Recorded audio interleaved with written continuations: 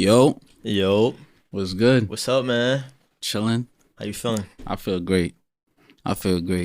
Wow, Had a great day. Really? Smelling good, looking good. That's debatable. Feeling you good. walked in, I don't know. That's cap. But we got some special guests in the building. Yes, we do. Hey. What's up, ladies? Hi. What's up with y'all? Introduce yourselves. Yeah. It's me, GoodlookinLee from the Thank Me Later podcast. I'm happy to be here. Thank you for having me. Yes. And it's her co-host on the Thank Me Later podcast, Noelle. Okay, what's up, y'all? That's good. Thank y'all for coming. We appreciate Thank you for having us, for sure. Appreciate it. Yo, we go way back. That's a big fact. That's a big fact. What year? Yo, that's how you know, but that's how you know they know my real name. No, you're good, but good. that's how you know. I was gonna do that. I'll stay doing that. It doesn't even matter. They only know me as Alethea. If I met you as Noelle and you become, like, for example, whoever, and when I meet you, I ain't calling you whatever. I'm calling you Noelle. Always had that, son. Like, it didn't matter what they called me in school. He called me my name. What, since 2007, 8. 7? Yeah. I remember it was, you had the long brown braids. You had the hazel eyes. Yo. You had the white and orange polo stripe polo on. Yeah. I was like, who is this? Wait, you remember like the extra outfit? Because she could dress. My nigga, that was the first day I That's good memory. You had that shirt, right? All right. Now you have memory of an elephant. Yeah. Because I'm like, I appreciate people who dress well. You took time into your appearance. I appreciate that. That was so one I'm like, thing. That sound like Lee. That was one thing niggas knew about her. Yeah. She gonna get her shit off with the fits for a fact. Yeah. And the feet, the bits and the feet. That was one thing we knew. But I always knew when I came in that school, I'm looking, I'm like, this nigga is silent with the shit that I'm peeping you. I'm like, oh, yeah, those my kind of people. Yeah. And then, like, you know, we was in the hood. So, you know, everybody had like they real hood shit. Pradas. Yeah. And I was like, yo, the fact that like they so calm, but it's like a kill. Yeah. I'm like, yeah, I love that. Appreciate and it. like, cause you know how when you really appreciate somebody's fashion, because it's like everybody got a label. Like, we went to a school where everybody had a label. Right. Everybody wasn't putting shit together though. You know what I'm saying? Fact. And that I think that is where the longevity is. You know what I'm saying? Because a lot of niggas that we know, you know, and it's no disrespect, niggas got labels. Yeah. But the longevity in getting dressed is what you put together. Yeah. And y'all been doing that. Yeah, exactly. Y'all been. Appreciate the it. the labels don't determine the fashion. You know what I mean? Exactly. Or style. Cause I know a lot of niggas that put a lot of shit together. You got Balmain jeans, the Gucci hoodie, Louis sneakers. We see the Louis keychain hanging from your jeans, bro. It's no coordination. We see the Hermes bracelet. Synergy. Yeah. You know what I mean? That's why I never get too hype off of it, because I can't. If you follow the crowd and follow the trend, you're not original. So You gonna end up broke too. yeah, that too. You're gonna end up broke. That's a and big Credit card debt. it's not original anymore. It's like oversaturated. Right. Like the blueberry, Burberry, Wow. baby daddy outfit. For the baby shower. Baby shower. 1,000%. Yo, before we get into how y'all met and everything, we get our quick thoughts on what's your thoughts on this Birkin bag trend. They look like grandma bags to me, but they worth like 20K, 15K, like, 40K. You'd be surprised. I went to Puerto Rico, and while I guess I was on this excursion or whatever, we went to this big mall, and they had like designer bags everywhere, like every store down the little old town, Old San Juan, mad expensive stores. And you'd be surprised, like, people be cashing out $5K on a Chanel. They got 30K bags. And I'm like, what? Like, this look like the bag that's $5K, you know? So it's levels. You know what? I know it's levels, and I know, like, we not all gonna like the bag. My thing is, you know, if you can afford the lifestyle, cool. Yeah.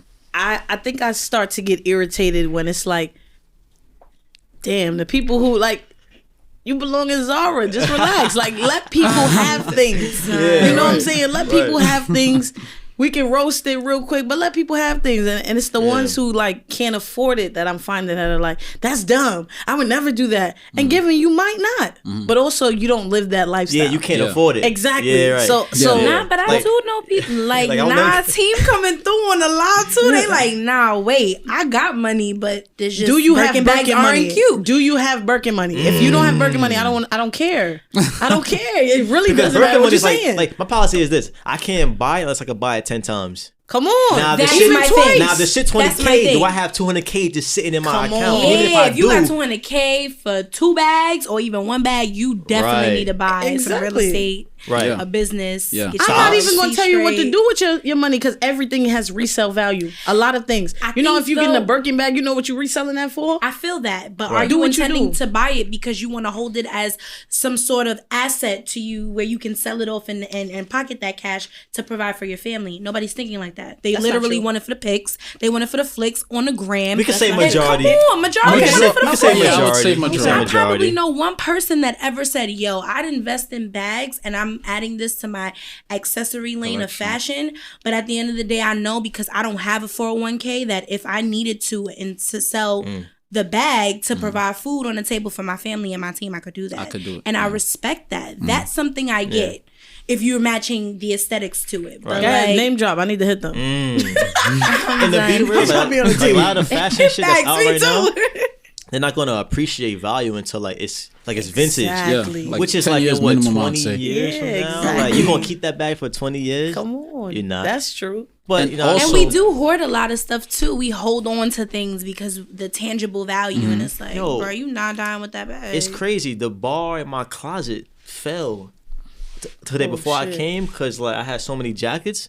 So I thought it broke. It actually just bent so much that it slid out of place. So now I'm just gonna have to donate.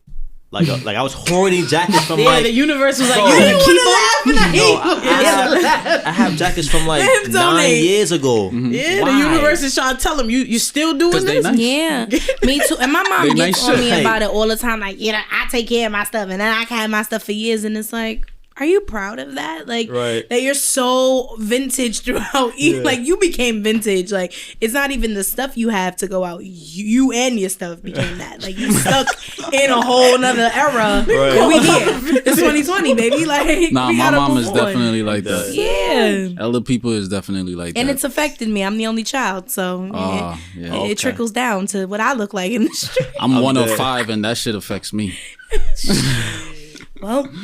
But no argument. As far as the Birkin bag thing, I'm gonna say this: me, for the most part, I don't care what people do with their shit as far as their resources. Thanks. But I would say, like you said, Noelle, invested in an asset first before looking, a liability. Yeah. Mm-hmm. I mean, at the end of the day, it's up to you. You could do what the fuck you want to do, but for the most part, like you said, whenever push come to shove, you could always resell that, and And lastly, fashion taught me this because I got a fashion degree. Not every brand accrues value over time. Mm-hmm. So you should invest in certain haute couture brand like Prada, Hermes, YSL, I believe, also made the haute couture brand list. Mm-hmm. That's just 3 I could remember off the top of my head.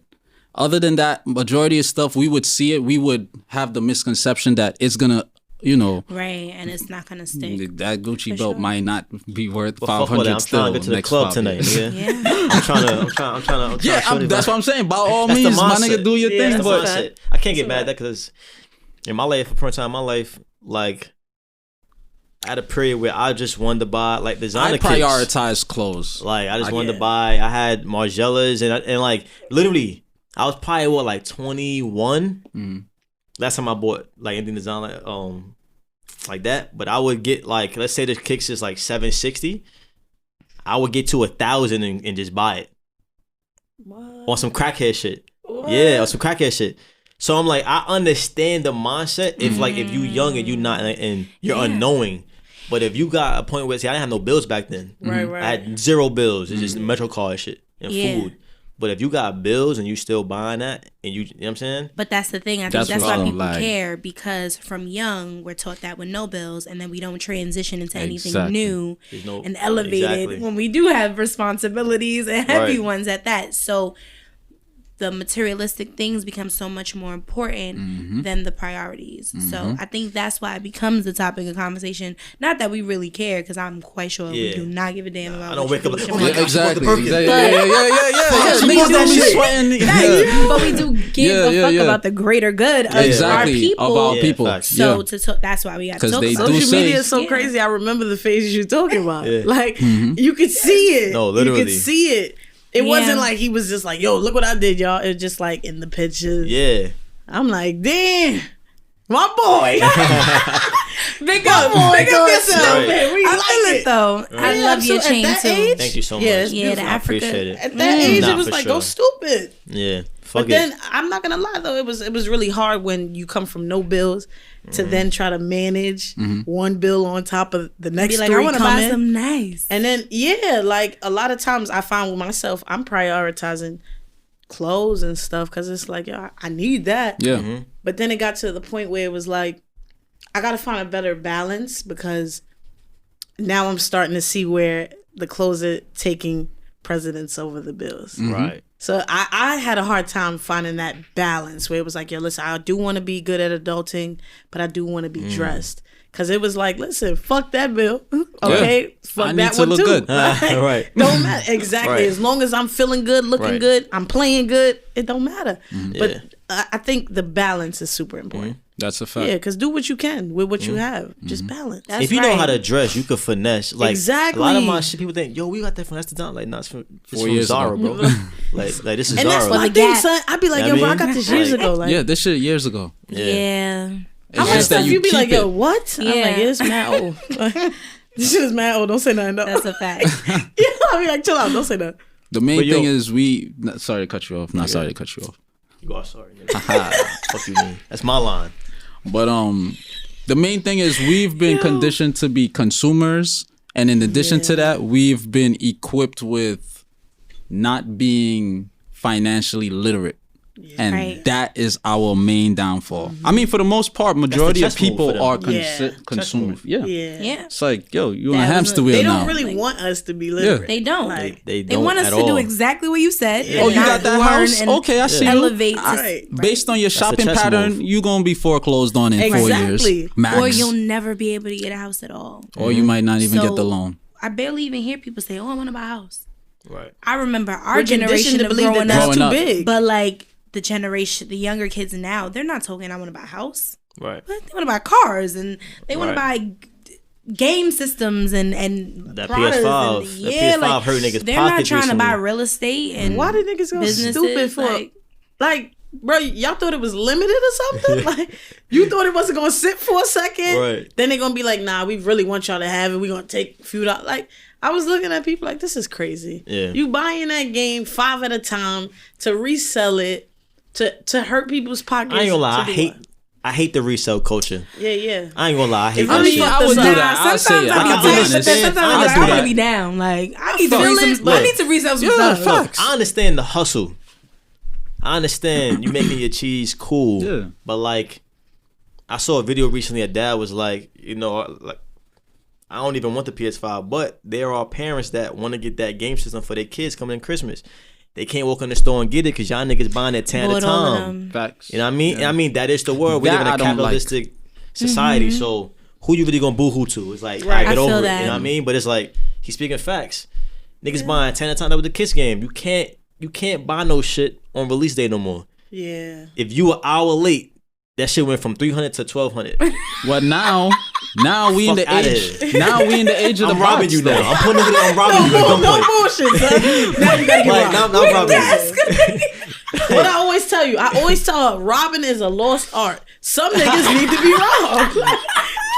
Yeah, Back to D-boys.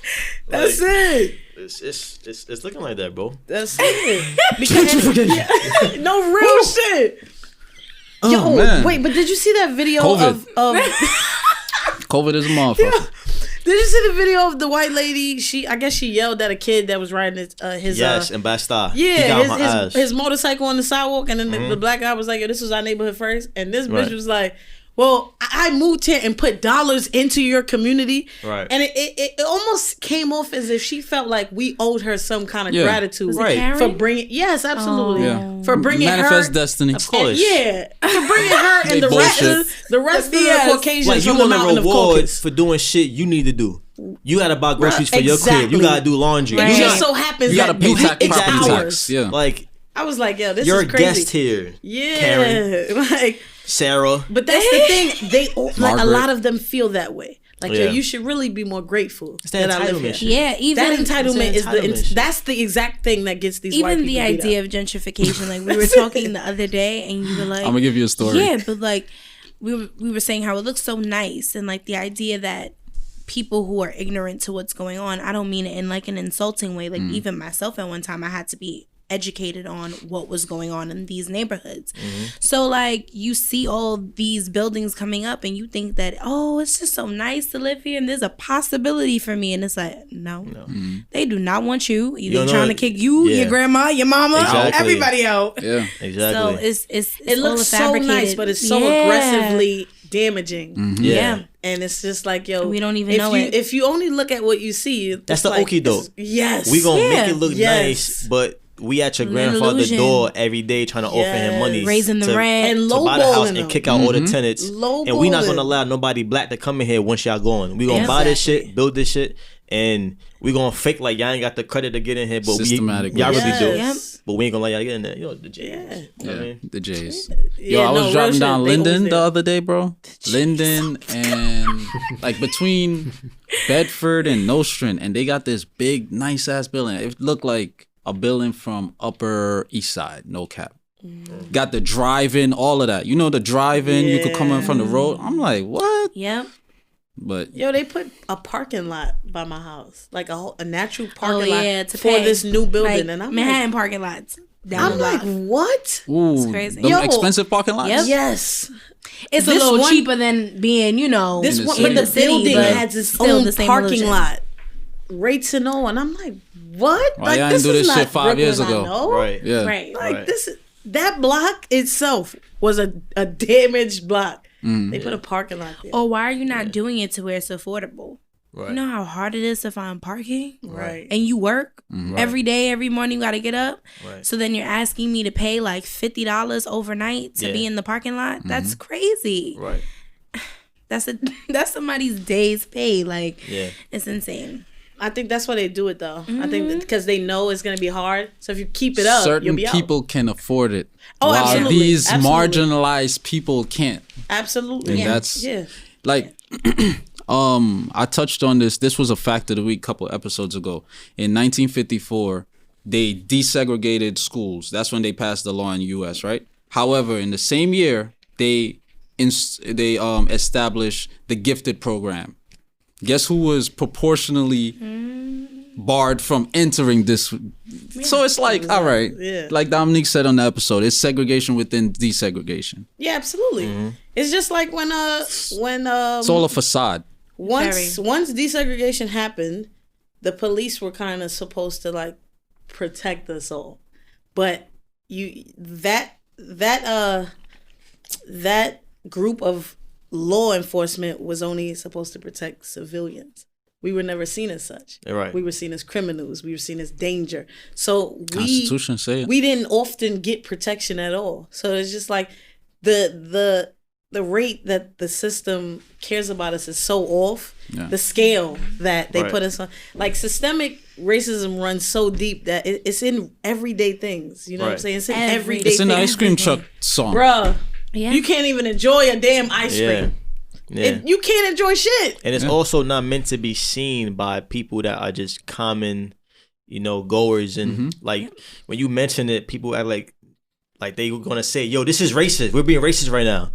They're not gonna say that. You know what I'm saying? It's in the system. You gotta be privy to it. You gotta be aware to it. Some niggas be like, "Whoa, this." I'm just like, "Yeah, they're not gonna just say it." Like, yo, guess what? Yo, guess what, niggas? We're being racist right here. Like, it says it goes over. They're so used to it that it's not even seen as that. Well, right. While we're speaking of racism, I just want to be clear on something. I've had white people and black people tell me that I'm a racist, and I just want to be very clear. By definition, I cannot be a racist. For a fact. I can be prejudiced, and I admit that I am. Okay, everybody's I never denied prejudiced. it. Every single But body's I am not a racist. I've had Right. people since now. Everybody's all defund the police, and oh my God, I can't believe they don't care about black people. Oh, you're a racist. You say things about white people. I'm absolutely prejudiced. I'm not a racist. Yeah. I've never been superior in life. Exactly. Therefore, I cannot be racist. It's a system if we that could just you- take a minute to understand that words mean things, moment define of these silence. words. People just Right. run with With shit. words. Yeah. Words I've matter. had people like on Facebook call me a flat out racist. Yeah. I mean, I'm gonna fucking block you, you racist. I never thought I would get this from you, and I'm like, first of all, relax. Like, Yeah. I can't be racist. I'm just prejudiced. It's Right. regular old prejudice. You Right. know? Yeah. But even then, that's a stretch because I'm like, do I really have to? I guess you have to admit to your prejudices. Prejudices. We all have them in certain facets, different degrees. Everyone, you know what I Yeah. mean? That's just. But you're right about like black people can't be racist. It's a system that we're not in control of. We're not superior. We don't have the systems in place Resources to practice. impose our racism on somebody. We're not in that position. Yeah. I wish we was. What credit Right. Not to bureaus do it, but do I we wish we own? was in that position. What Right. institutions do we own? Right. The Jays, they got hospitals. They could turn your ass back. You pull up, you dying. No, we're not accepting you. What hospitals do we own to turn anybody back? Right. I witnessed It's all about the Jays marginalizing. get in a car accident one time, and their ambulance came so quickly. Yeah, like I heard that. about that. Yeah. I saw that. and they Yeah. were like the lady was like, "Oh, I'm calling the ambulance," and he was like, "They can't touch him. Like, we got him. Are you Yeah. okay? Calling for you." Yeah, they left and him like, there. Yeah. like they did not take that lady You know what anywhere. irritates me Which is is when white people definitely say that the Jays, like they bring up the Jays being discriminated against as that's their That's their Yeah. trump card. that's their You are a their racist. proof Look what to you put did in to that they Jays. know what we've been through. Yeah. And I'm like, well, do you see the relationship between the Jays and black folk? Yo, they're Volume 1, 2, I and 3. mean, Right. what do you? How are we equals? We're not ever. Right. We're still at the bottom of the barrel. She's Y'all witnessed niggas is the Jays hierarchy, like- ignore me when I'm speaking to them. Like, now, given I didn't really need help, I just want to see if you was gonna talk back. Right. But they've ignored. Like, I'm talking about not even a budge. Like, you know how somebody's talking and you kind of look. Yeah. They did not look like they were trained to They're ignore. trained What to day was it? ignore. Well, they're in their own world. Was it a male or female? It's insane. I've had both do Men, that. women, it doesn't matter. Yeah, it It's doesn't literally matter. insane. I never experienced driving that. through For a real? neighborhood. Yeah, they never ignore me like that. Wow. I mean, but are you? I don't really be talking to them niggas. I mean, That's what I'm. So Yeah, what? that's what I'm saying. You know what I'm saying? Who are you? That's like, what I'm I'll be like, saying. Like, excuse me, can I just ask? And they'll Oh yeah, I see them. I'll be like, all right. the other day Like though, me, it's like my. All right, this is how I am. Me, are y'all familiar with GTA San Andreas? Yeah. Yes. With CJ and shit. Yes. I will hope so. I will Alright, hope so so. yeah, I was my hoping. I will hope so. Yeah. So That's my favorite high one. five. So I'm from Grove Street, and them niggas from Ballers. So as soon as I see that purple, bro, I don't even want to. It's not static, but I'm good, bro. Like I'm just good. Because you don't act like you It's don't nothing for us exist. to Yeah, talk about. it's Yeah. nothing. And like you said, Yeah. like the history is deep. Like these majority, they documented it. Majority of slave owners were Jays. Period. Slave folks don't ships know that. were insured by Jays. They started the insurance companies. The stocks and bonds. The black people were cattle. The black people in cattle slavery were the bonds. We were stocks. We were the first commodity traded on the Wall Street stock exchange. And that's why I tell people Chambers this Street shit was is built off 'cause our of- back. Yeah. So however we decide to retaliate So many due shapes to and the forms. oppression and the continuous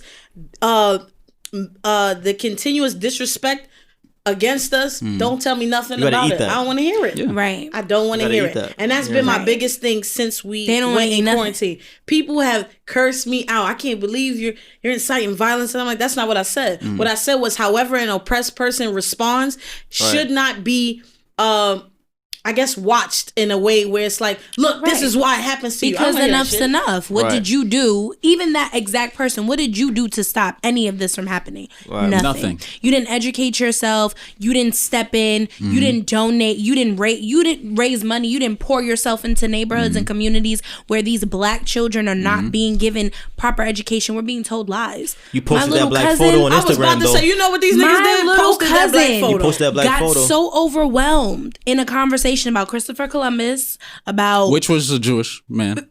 No, I'm dead ass serious. Christopher. His name is not even Christopher Columbus. His son's name is Diego Colon. That's documented. So how's my name? Let me not tell him that neither, because he's gonna go crazy. He was like, "Cousin, you mean to tell me that they're lying to me in school?" And I'm like, 1,000%, 1,000%. Sorry to burst your bubble, and he's 12. Yeah. Have him watch Hidden Colors 1 through 5 volumes. Right. And it's gonna change his whole world. Who be going to school like Malcolm X? Nah, he's not going back to school. He's not going back to school. He's gonna be in class, and teacher gonna be like, "Yeah, so that's wrong. That's wrong." Yep, that's him. That's him. But a lot of things, you know what? Now that I think about it, a lot of things I learned at home about our culture and where we came from and our struggles. When they tried to skip that part, and I would point it out in school. Looking back, like, I was always in trouble for that shit. You were seen as problematic. Or, or they would be like, we didn't get there, or you don't know everything. I'm the teacher. Looking back, like, we can't tell the truth. Shit. Yeah, like, and you white. You can't tell me nothing about but they shouldn't be trusted with certain things, you know what I'm saying? They shouldn't be trusted, period. Yeah, like, for the real. fuck? Ban all white people till we figure out what's going on. I'm the wrong spokesman for black people. Nah. I'm the wrong. Yo, I call him. He be like, me too. I call him a black supremacist. It's impossible. It's impossible for two Supreme State courts. It's impossible. I know, but that's the play on words. No, but he's saying that's the point. If it were possible, it'd be you. It'd be me? Yeah.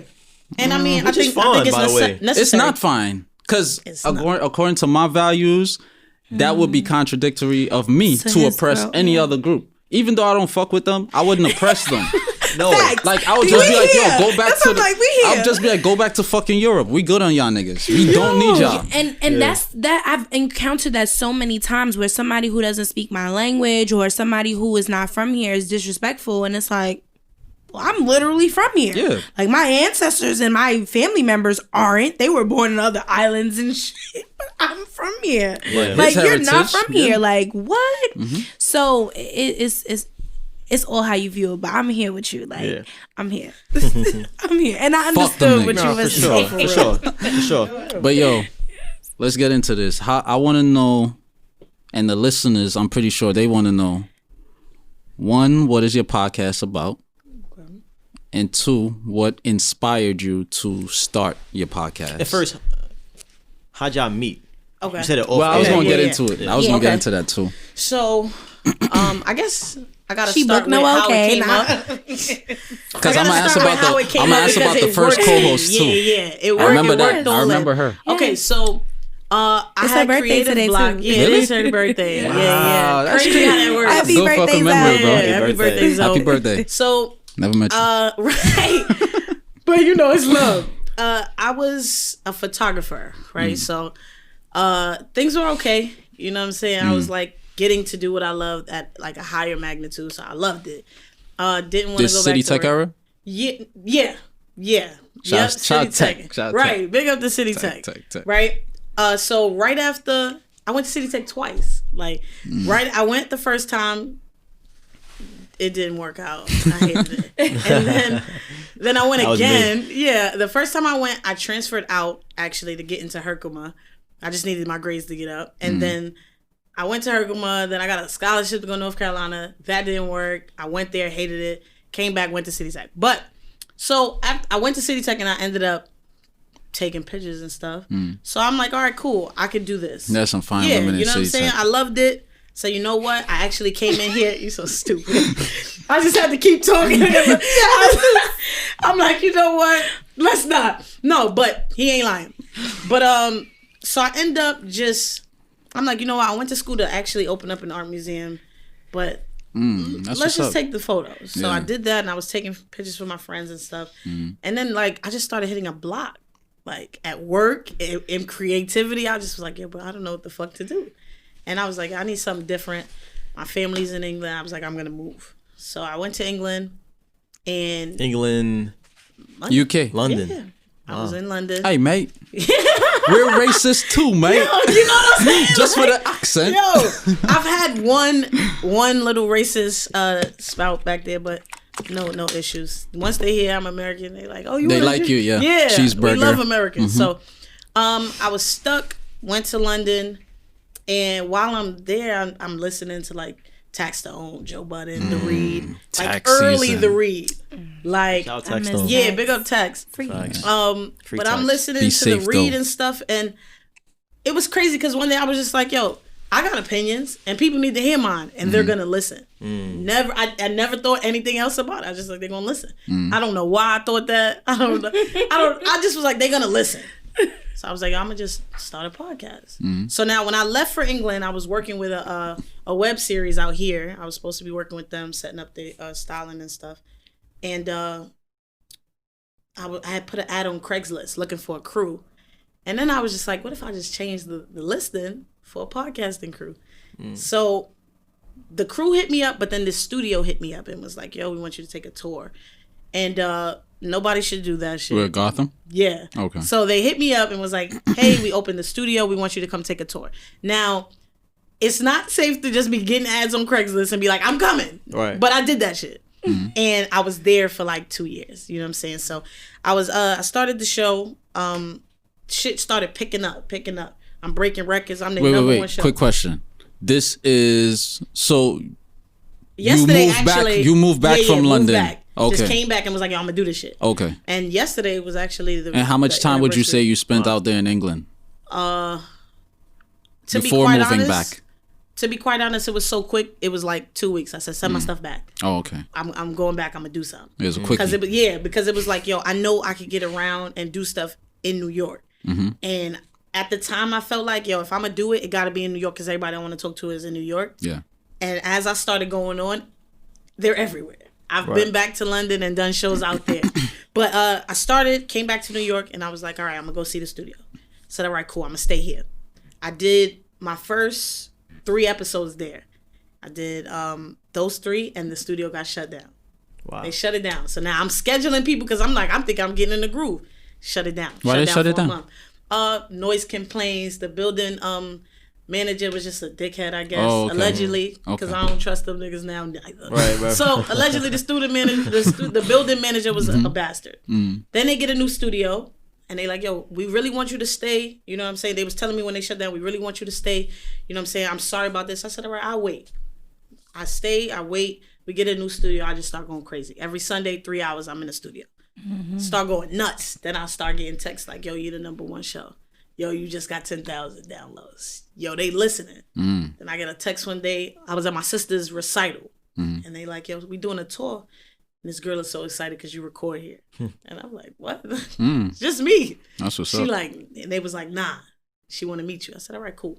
Still don't know who that lady was. But like people start hitting me up. And I'm like, all right, cool. And it was at a point where I was like, yo, even if I'm not sure what I'm doing, I think I have to now. Because we foot deep in this shit. We're going to keep going. Right. So shit just started working. And I started catching my groove. And I was like, yo, looking back, when I graduated high school, I started a YouTube channel to interview people. You know what I'm saying? When I was in City Tech, one of my video classes, you had to come up with a business. And I was like, yo, I'm going to open up a multimedia studio. I'm telling them like, yo, yeah, I'm doing interviews now. It's going to come out, doing merch and stuff. The shit just started happening in my real life. And I'm like, yo, I was doing that shit years ago. It was already and there. I forgot You ain't about seen it. it. Attraction. Yeah, like you're some planting people, the seeds. I've had people hit me up from high school and be like, yo, I remember we did that interview, son. I'm glad you picked it back up. And I'm like, y'all forgot about that shit. Like, Right. But I guess you could run from everything but who you are. So then shit started picking up. I had Zoe as my co-host. Zoe's a musician. Zoe was like, yo, listen, music is picking up. That's my friend in real life. Go do what you do. I got it. Yeah. I start doing a show alone. And I'm like, damn, like, to be quite honest, at first, Zoe was very popular online because I'm just like not a people person. I wasn't a people person at the time. So I was just like, you got to really know me to know me. Zoe was a popular person. So I'm thinking in my head, we basically just took her network and just made them see me. I'm like, if she leaves, I'm not sure, but I'm still here. And then Zoe left, and niggas stayed listening. Yeah, niggas hitting me up like, yo, you should tell us this. I want to know this. Can you do this? And I'm like, oh, y'all here for me. Cool. Keep going. I get an email from her management at the time. Like, yo, I got a singer. I want to bring her in. I said, all right, cool. Another musician. And the crazy thing is, right, another musician. But the crazy thing is, like 2 weeks before, I saw her profile and I said, yo, I'm going to hit her up. But like, I suffer from like chronic procrastination. So I just didn't do it. She slept you know on sis. It wasn't about sleeping. It wasn't personal. I just was like, when I get to it, I get to it. And then her manager hit me up. So I was like, yo, it just aligned right. That's crazy. She comes in. Crazy. We do the show and we playing Uno while we're doing the show. Fire. So, yo, son. So I'm like, mind you, I'm just trying things to keep people listening to the show. I say, yo, let's play Uno. Busting that ass, right? Then, I bust your ass. Don't lie. Don't lie, I bust your ass. You got your duck on you? Must be true. I don't. Oh, okay. She bust your ass. Like, I was really she was winning, and I just said, yo, I'm tired of playing. She called me. Just dusted She just had me maybe tongue-tied a little bit on the mic, but, you know. So then, after her episode, her birthday's coming up, and I'm thinking, I'm like, yo, I always thought about Thank Me Later as a show where I'm not talking to myself. And even though I'm doing really good by myself, I've always wanted Thank Me Later to be a show where if the guests don't come through, I still have somebody who I can still create content with. I've always thought about things in a group setting, and I know deep down that's because I was insecure about what I could do alone. But I also know that I could do a lot alone, but I can do more together. So I've always been a group person. Yeah. That's why it was so weird to people that's like, yo, you don't even like people. But I'm like, yo, people really take advantage. So I'll hoard myself to myself. You know That's a fact. Yeah. So, but I've always thought like, yo, you know what we could do if we all teamed up and did stuff? So I was just like, yo, let me throw it out there and see. I was like, yo, you know, you got a great voice. You should come back. Now, she's like, all right, cool. I'll come back. Don't see the girl for 2-3 weeks. Cool. We meet up at a pop-up and I'm telling her management now, I'm like, yeah, I'm thinking about it. My management at the time sets it up to do one show. And I just texted her. I'm like, I'm thinking about it. Like, while I'm going through your manager, I have your number. I said, yo, I want you to do the show. She like, all right. She came in one day to do her first show. We had 3 guests that day. Yes, one of my favorite days ever. My first and then day. It was cool, but me now, I'm 2 years in, and I could just hear that she's new. So it was bothering me. So I'm like, yo, nah. I'm like, find it fast, like find it. And then one day we went in the studio and we did like 3 episodes. Nobody will ever hear those episodes because I just wanted her to find it. And then she found it. And I mean, we here. Wow. Yeah, but Thank Me Later is really, no lie, it's really a variety show. I don't like to be stuck to one topic. I don't feel like being in one topic is gonna do much for what I can offer. You know what I'm saying? Like I'm multifaceted, so I gotta be able to have free reign to go anywhere. But also, Thank Me Later is a space where, you know, everybody's gonna get something. If you at that block where I was, you're gonna find something. If you uninspired, you're gonna find something. If you're lost, you're gonna find something.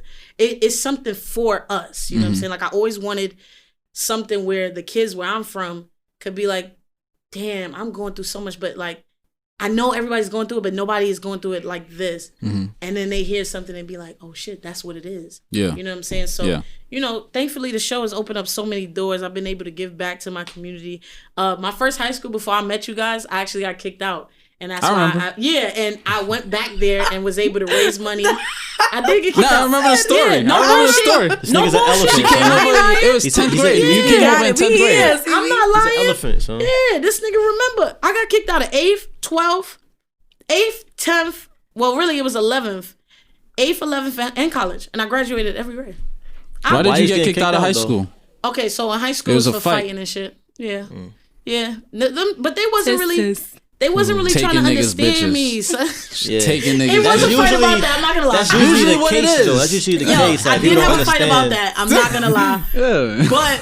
But that it was like built up with them. They was just like, yo, stop doing this. And I just was like, y'all not trying to understand me. Then I had a principal change. Our principal got hurt, and the new guy, he hated me. He was just like, yo, you say whatever's on your mind. You're a child. That's not how it works.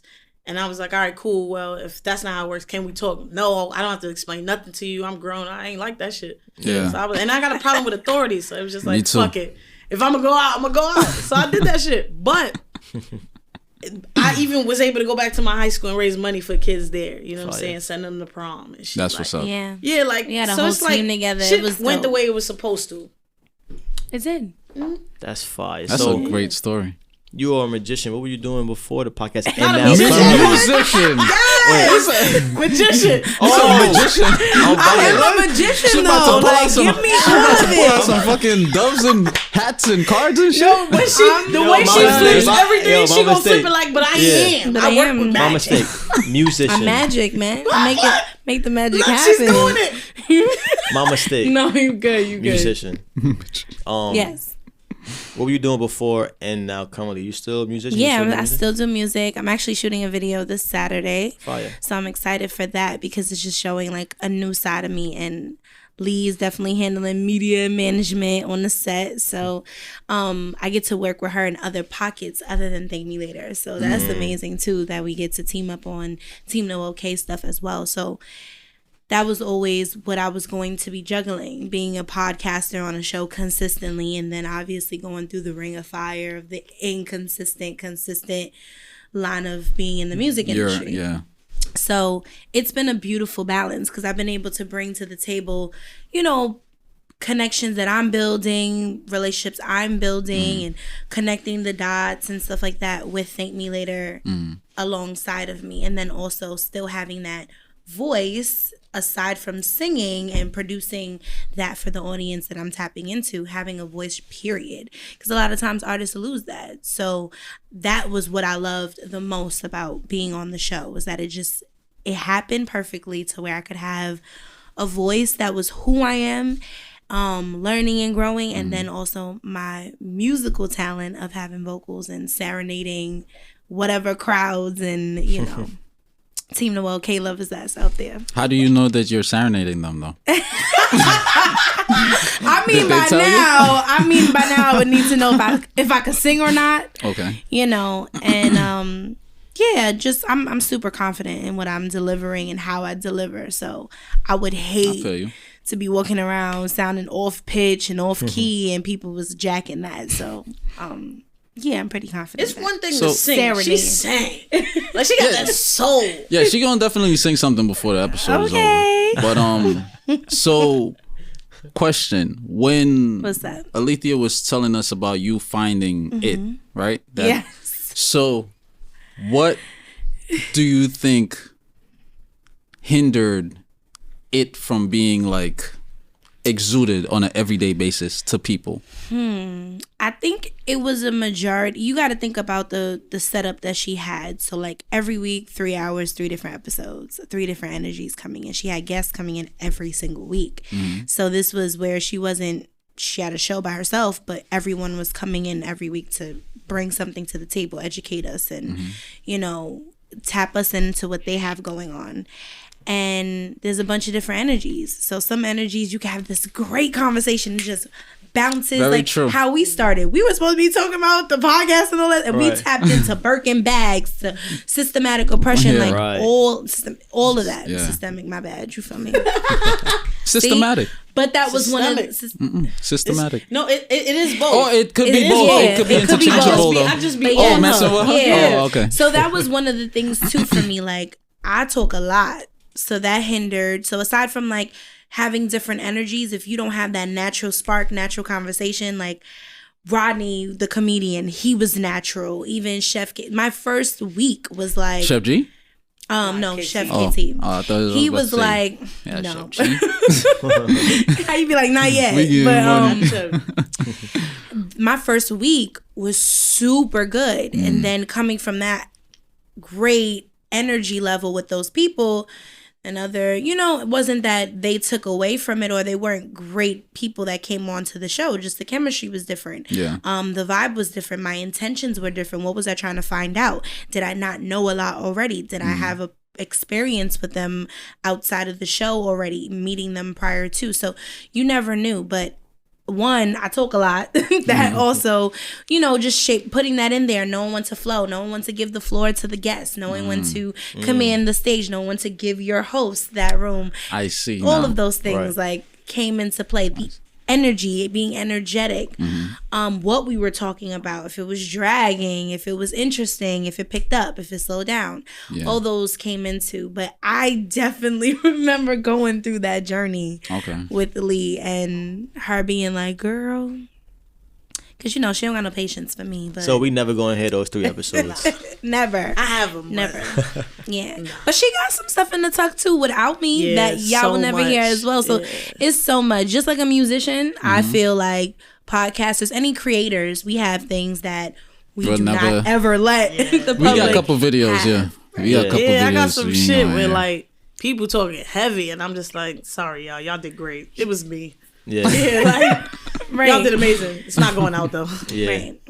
And you hate for that because as y'all know, you invest in the space that you work in, you invest in the show that you commit to, so you never really want that, but it happens. Like, it is a part of the investment to shelf some stuff and be like. And then the funny thing about life is next 20 years, you never know. That same episode you got in the tuck might be a movie script or some shit. Like, you know what I'm saying? Used as an intro to something.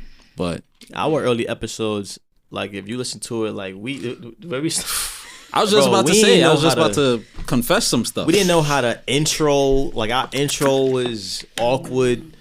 We didn't have mics and shit at the time. Like, we started like in my living room. We're in my living room now, but like at the first, we didn't have like mics. We had no lights. No lights. We had no camera. Nothing. We had a pillow, iPhone 6, my couch, and an iPhone 6. Wow. And we just put that bitch right in the middle, and we spoke to that shit. Cause the day before we was like, yo, fuck it, we need to start this shit. Yeah, just start. Period. Right. And that's it. And that's beautiful because look where you grow to. Right. Exactly. So if you didn't make that decision that day, exactly. My very first episode, something happened with the audio where there's like a buzz through the whole shit. I had to send it out. Yeah, I had to send it out to somebody to clean it up, and he was like, "I can't take it out, but I can clean it up." Then I had to record like a disclaimer, and like I'm like, "Yo, this is episode 1." Boy, what do I expect for 2, roller 3, coaster 4? ride, yo. Right. Then I went back in, did 3 more, and was like, I'm gonna just do this shit. So fuck it. I'm like, yo, I like talking. I enjoy having my own thing. I'm gonna do it, but this shit gonna be a lot. Yeah. And I mean, it has been, but it's great. You know what I'm saying? I think it's dope that y'all touch on a various amount of topics.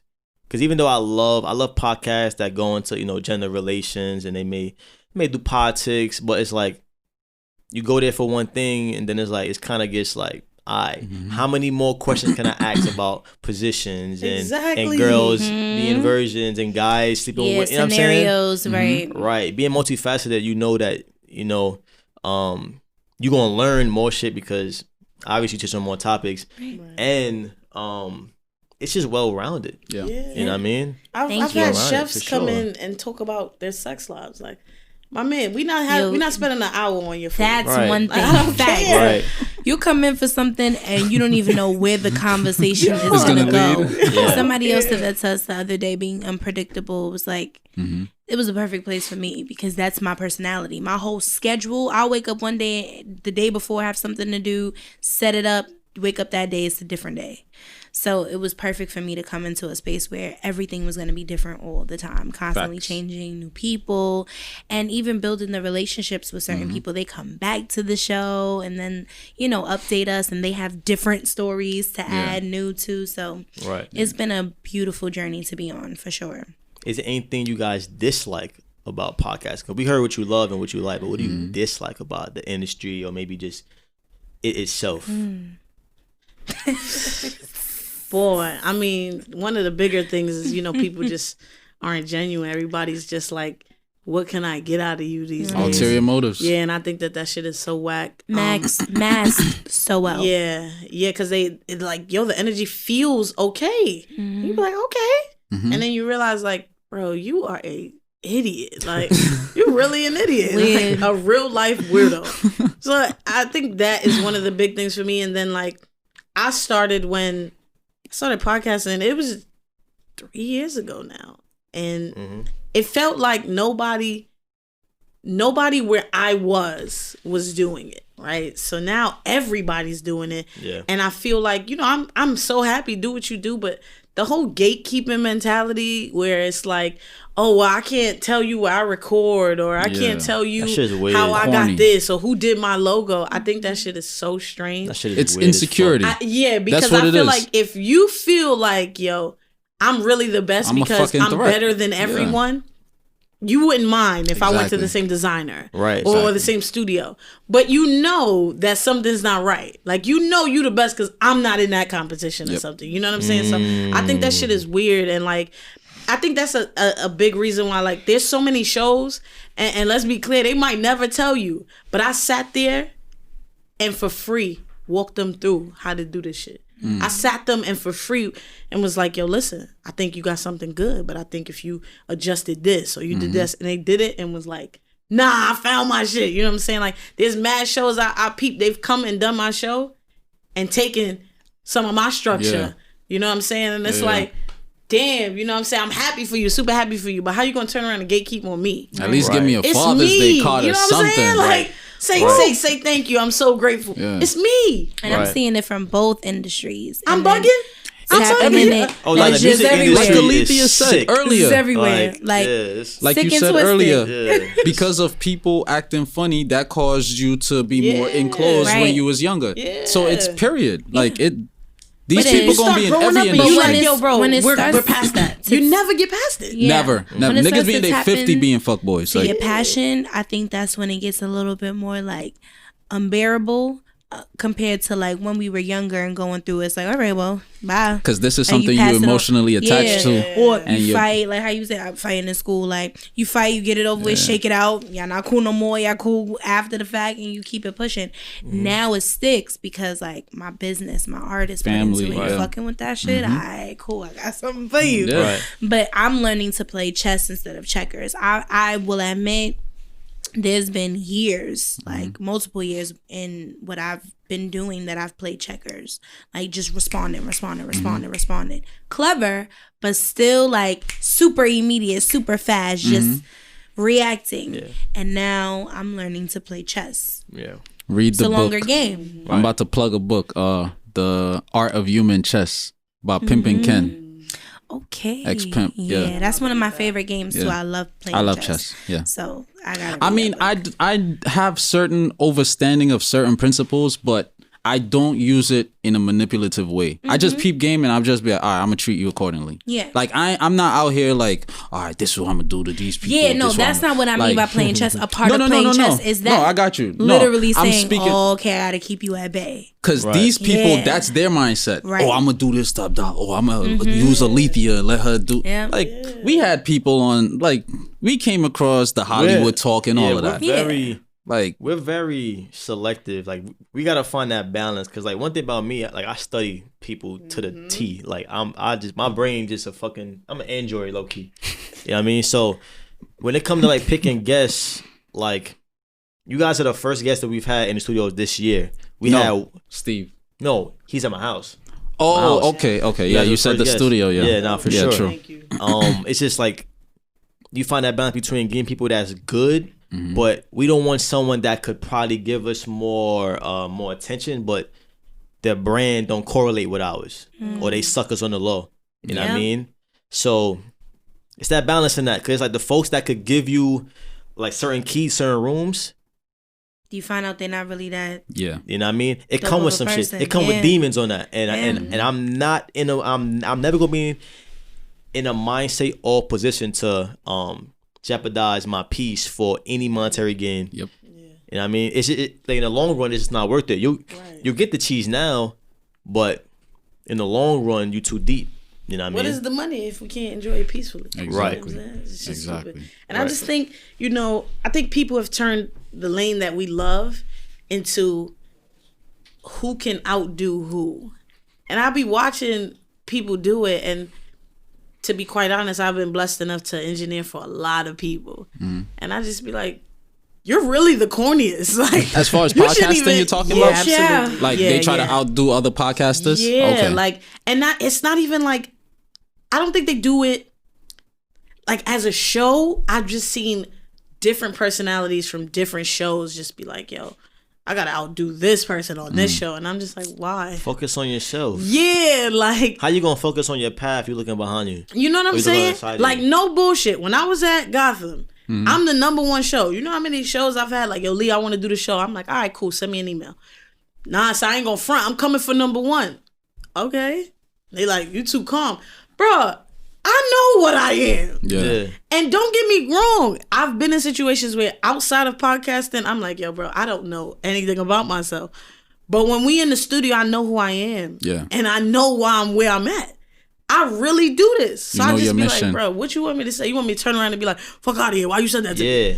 I'm like, yo, you trying to get a rise out of me. It's weird. Like, I always find that we have weird. to be careful Yes. when we watching people move with their ego, and then they also have their actual conscious mind of who they are attached to it. So you hit that. The ego it's ain't your definitely amigo. the This is a good segue.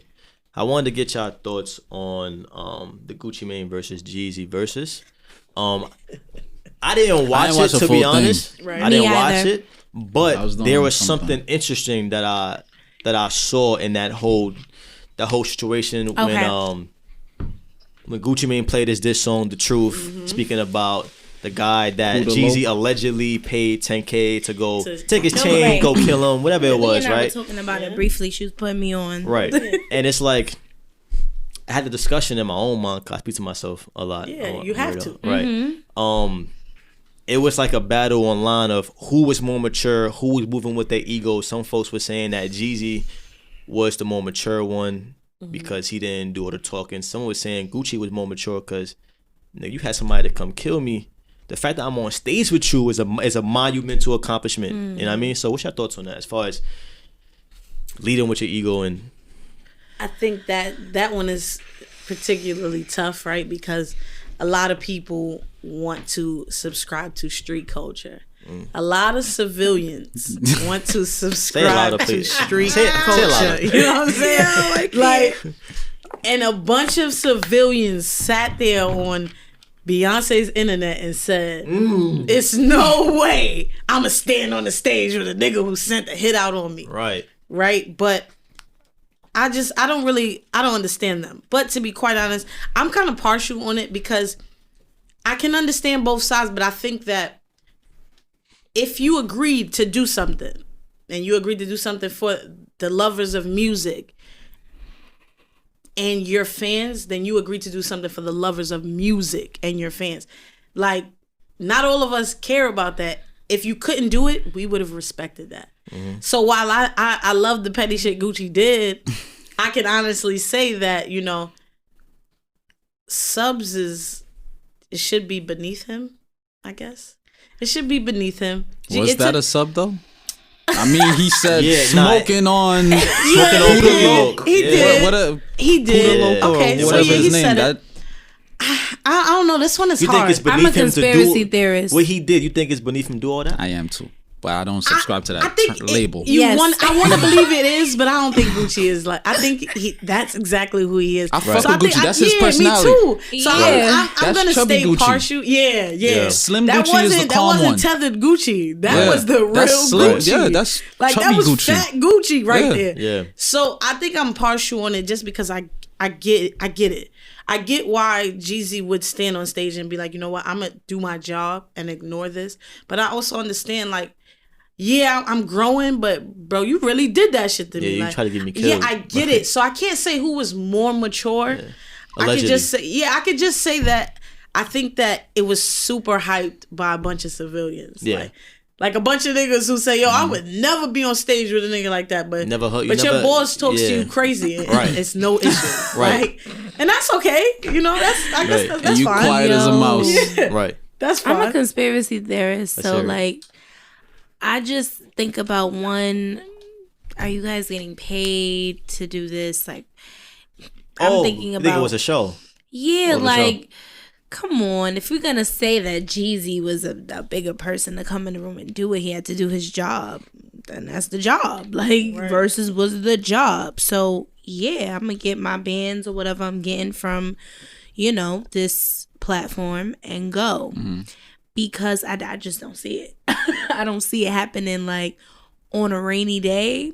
Y'all just gonna be in the same room with that type of history. Yeah. But I mean, you know, you never know. People do grow from things. Yeah. I just don't know. Allegedly has grown from that. Yeah. He's past the stage where he wants like on-site violence and stuff. Yeah, like he's healed allegedly. But to kind of be shady though in the same aspect, just because you're not alluding to violence and doesn't mean you're not poking the bear. That's my thing. So, I think that's why I'm partial, because can we say that him saying he owns half of Atlanta was a shot? Like I didn't see that part. Said, like Gucci was like, yo, Jeezy said that. Yeah, because Gucci was like, yo, we need to do a versus of the jury. I think he had on like 10K. He said my shit on 10K because that's what it costs for allegedly the guy. Yeah, to kill him. So it was like so that was like a And Jeezy was like, I own half of Atlanta. You know what I mean? But that's like a light. But that's just like a. To be honest. All right, so I know you didn't pose the question to me, but like Alethea said, like, nice all yo. I get why Gucci would say these things, because it's like, nigga, you failed. Period. I'm still here. Yeah. I can't say that I would be one or the other. I would be both of them at one point. And you reached out to me. Yeah. So now back to ulterior motives. I fuck with Jeezy. Let's just Thug Motivation Big 101. Big. Great Jeezy. Oh yeah, Jeezy. I fuck with Jeezy. I fuck with Jeezy more. Oh, you fuck with. I fuck with Jeezy more. I got onto Gucci after, but shout Guap still. Yeah, like, that's the Guap. I'm glad that Snowman. I love both of their music. You know what I'm saying? I pull up in the vert. Come on, it's the middle of the summer. Even Monica and Brandy, like seeing the after on the side versus now that was on the show. Shady. But the thing about it, off camera, they was all huggy. On camera, Monica was throwing wild shade. It was like two different people. You know what's the difference? Off of the platform on the camera and then on the side. And people don't realize, like, this camera's still rolling when you walk off a stage. Yeah. Smack URL. Yeah, that's exactly that's the vibe. Yeah, shout out niggas say I want to kidnap your mom and shoot your son. Niggas say there's no way I'm holding my emotion for that. And be like, hey. Calico in one battle versus Shotgun Shit, he said some real shit. He's like, you know what gets me most about you, what gets me tight most about you battle rappers is off camera. Basically, he's like, off camera, like, this static, nah. Off camera, you trying to give dap to niggas. Right, so it's like, all this shit you doing right now in front of this crowd is fake. Like, nigga, I don't believe you. That's to be expected, though. You know what I'm saying? I feel like not everybody process it that way. It's a form of entertainment. Whether we think these niggas throwing guns or not, they probably was. It's a form of entertainment. We are consumers at the end of the day. They got to put on a show. Yeah, but they getting checks. I've seen people do this who ain't getting no checks. I've seen people doing this who's not getting checks. Yeah. Like, this is just a fame that they just happen to be people who can market off of it because of the name and what they bring in. Yeah. People do this all the time and it's super corny. Like, I just feel like be consistent. Be who you are on air, off air. But niggas could. It's impossible. It's not gonna happen. It's hard. I've learned from learning about people, being outside of myself, because a lot of times you expect you from others. When you learn in other people, transparency is very hard. Yeah. I've had that problem myself. Like, I've had that problem with expecting people to just be good-hearted, honest people because you are. Because I moved that way. I have no intentions to harm anybody. I don't want to get $1 if it takes $1 out of your pocket. Right. That's how I move. I don't need that bad. So you think like people think exactly like that, and there are people that now really be like, nah, there's no way. You know what I mean, I can expect people that shit. Really think like, oh no, I'll take from you. You bugging with no regard. Like I'm not even gonna think twice. I need that. Yeah. You're gonna think 5 times before say taking no one from me. time. I'm thinking 0. That's a new test of mine. Yeah. Say no one time. I'm still learning that. I'm still having a hard Niggas time. Be like, oh, word? That's how you feel? They will really scream about all the things you didn't do and whisper everything you did. Niggas will really, like, you go bend your back for niggas. Mm-hmm. Yeah. And the one time you be like, bro, listen, I'm tired. Yeah. And also, niggas be like, you never there for me. Or when you're in a jam. Yo. When you're in a jam. Yo. Watch how them niggas pull up for you. And the person nowadays, because social media is like kind of your leverage to like who you are. Right. Yeah. Not to me personally, Like your but clout. Validate. clout. Yeah. Per se. not to me personally, but I'm talking about society and who's Yeah. created that and what the intention was behind the agenda behind that. So now it's like the people with more clout, that's who you listen to. Yeah. They're automatically the truth tellers. Right. Opposed to somebody who has no clout. Yo. You're the liar. Yeah. You're the bad person. you You're the know- hard person yo, to work You're with. going Oh. against the. Yeah. You know what that is on a smaller scale? You ever been having a debate or arguing with somebody? The whole room. And then the person you arguing, they go ask somebody else who's probably like the man in the room. Like, yo, yeah. And then he agrees. I'm Like, nigga, that nigga ain't the orchestrator Right. of That truth. nigga ain't God. The fuck? What's still that right, one nigga. nigga say? Still Yeah, right. like niggas be like, I told you. Like, No, Validation, no. Yeah, right? And nah, what brings validation? seeking validation from Clout. you. No bullshit. Clout, numbers, I've had people show me a different kind Status. of respect just because they realized who I was. Yeah. Right. Like, Or that they in seen the you in the podcast room. game. No, just because they realized who I was in the podcast do you game. respect that though? Absolutely No. not. They still, It's not Right. genuine. they still on unread from years ago. Right. Years Oh, ago. like they realize, like, oh shit, I it's like you. when Trying to come Yeah. back. I was conversing with someone and I was actually trying to work. They wasn't with it. And then they realized, oh snap, don't you got the number one? Ain't you engineer my yo, let's do something. No, it's clip for you. I was like, Yeah, it's I don't quiet. even want to work. Like Yeah. I don't even do it no more. I'm good. Yeah. It's I'm clip. talking about like hitting me on everything. Email, Instagram, Facebook. I'm like, you're doing all of this and I'm going to leave Why? it there. Why It's can't still wait for- there. Yeah. Like, bro, I've had people reach out to me. I love what you're doing. Let's work. Unsend the message. I'm like, I read it, weirdo. Like, I'm like, yo, this is You know what it it's is? a strange It's thing. that ego, son. Yeah. Ego rule. Yo, this is my theory on the world. I feel like every single thing on the planet that's wrong would be fixed if it wasn't ego and greed involved. You can name Agreed. name That's a great perspective. in my eyes, name every single thing that may be wrong with the world. You can name racism. You can name you can name poverty. You can name White people. You can name so many things. Anything that's Ego and greed doesn't anything help that's with moving with anything that's moving with evil and God gotta help us. and not being good. Yes. It's It's the ego, ego and being it's the fed. greed. You know what I Yes. mean? Yeah, that's I agree. yeah. Have you 'Cause ever been in a I agree. position where somebody tested you and you almost let your ego take advantage of it and you almost made a bad decision? Absolutely. Yeah. Yep. What was that time? If it's not too personal. You want to go? Wow. I mean, I have so many. I know it's quite a lot. That's Yeah. why, yeah. Yo, That's why I'm like, you yeah, want to go 'cause people ahead? try you, Because I like- heard her take that deep breath. I'm like, which one Yeah. she coming with? Yikes.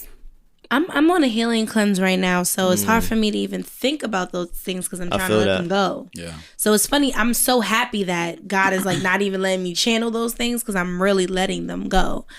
But I will say,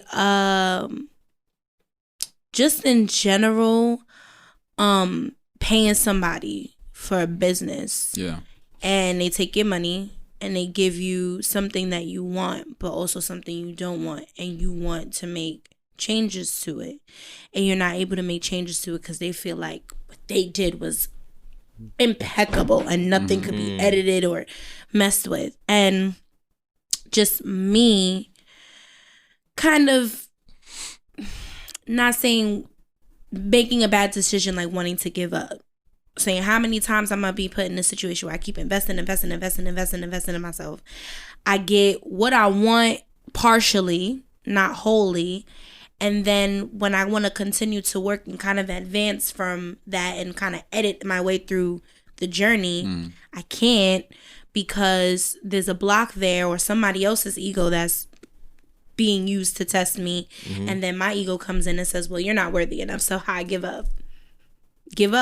Like, and literally will feed myself. I can't do this anymore. Like, I had an episode during my healing cleanse where I'm like, I'm done. No studio. Oh, I don't have a studio no more. I can't. Well, not that even I don't have a studio. Somebody made a decision to change how I was going to maneuver and work in the studio financially. And I can't afford that. So now I'm back at square one with a whole album in process. You just want to give up sometimes. So yeah, that's a bad decision because it's my purpose. So I'm trying to run from something like Lee said, you can't run from. So I can't run from who I'm supposed to be. So that's a horrible decision to have to be thrown those wrenches, and then you about to make a huge decision that could change your life to go backtrack because you're going to come back here to this moment again because this is for you. So hell yeah, like multiple times. Would you say you've learned your lesson? Like that, what is needed to be learned with that? Yes. Because I believe every problem. Turning, like saying, no, this isn't for me, or maybe this is not for me. Yes, because, you know, who wants to hear like, yo, this studio is this much now, you can't afford to come here, and like you've attached yourself to that engineer, how they've mechanic your voice, all that. So who wants to have to hear those things to say, let's not do it, and then go back to square one with such huge things happening, such huge things in progress and in a process. Nobody wants to do that. So the easiest thing to do is say, I ain't doing that no more. That's the easiest thing to do. The harder thing is to actually figure it out and put some positivity towards the adversity you face. So I've learned the lesson in the sense of me running from my purpose, because that's stupid, literally. But figuring out how to bounce back and where to, because you start to close yourself off. Like, I'm trusting this person to do this and they throwing me this. And it's like, I thought you were this person and I thought you was going to hold it down because you know the quality of what you're working with. They don't really know. So now you like, damn, I got to close myself off. I got to do it myself. So now I want to record my own shit, engineer my own shit, record my own videos, edit my own videos. I want to do everything myself. But how? I can't hold the camera and shoot me. That's literally impossible. So there's always going to need to be a videographer. Am I in a space to learn how to engineer? Yes. But do I feel like it's going to take me a little bit longer now? Yeah. So you kind of get set back in regret, resentment with yourself. Like, why the fuck didn't you learn none of this shit? You should have known. You ain't got no friends. You ain't got no partners. You ain't got no, you know. But then again, it's like you do. Because I'm sitting next to a partner right here. I have partnerships with, you know, people who are really. I cried today because my production company that I'm working with now is solid in making sure I know they love my work ethic, and that's what's motivating them to complete the job. Never heard anything like that. Tears of joy. And it's coming full circle because it's from my peoples from high school. So I've been running from family, running from in-house when it should just stay this way. It should have been this way the whole time. So lesson learned, yes. But do I have a million more to go? Yeah. Probably. We all do. I'm still learning. Yeah, I think it's the same. I think just constantly having people take their power and kind of try to deter you from your goals and what you want to do, because, you know, my goal specifically incorporates other parts of the train, you know what I'm saying? So like a studio or an engineer or just the equipment. Like, I've had people use their authority to try to deter me, and it's just like, that's so corny to me. But there's been times where like my ego has caused me to just react so quickly. And it's like, damn, had I played checkers, we still would have ended up the same way. But, you know, I would have been able to just move a little bit better. You know what I'm saying? My ego almost really put me in a bad position with like money and just the law, when really it's just like, yo, just relax, eat that. It's gonna come back. You know what I'm saying? Like, at one point, like in podcasting specifically, because I don't think in podcasting specifically I've almost went to jail. Just in the streets, in the streets, I'll just let my ego projects. Big up Marcy Projects, because I'm definitely from there. You know, in the streets, I'll just be like, yo, like if my ego is bruised, like I'll just be like, I mean, what you want to do? Like, but like I had to even learn that too. People ain't fighting how we used to fight. Yeah. They not throwing them hands. Niggas running for guns. Yeah, That like makes me think about King Von. exactly. People not throwing the hands no more. So Yeah. like I've had to really be like, yo, what are you doing? Like, Yeah. Is it? But the Is ego it was worth it? needed. it's not. That's what I will. No, it's said what? needed. What's the That's ego? like good versus evil. We can't have a world that's just all good. Yeah. no, I feel that. But Ain't no way. But I do believe that No, we those can't. tests. We can't. Yeah. We can't. We don't learn from that. But I do think that most decisions most if not all will be better if there's no ego involved. Yeah, I give think, you- I do think that the ego, the test is supposed to happen because you kind of get to gauge where you are. Yes. And I think that for a long time, I was failing the test because instead of actually dealing with what I felt, it was just like, I don't feel that way no more. I just would tell myself, you don't feel that way. Right. So I think Yeah. like in podcasting specifically, I've learned to feel how I feel.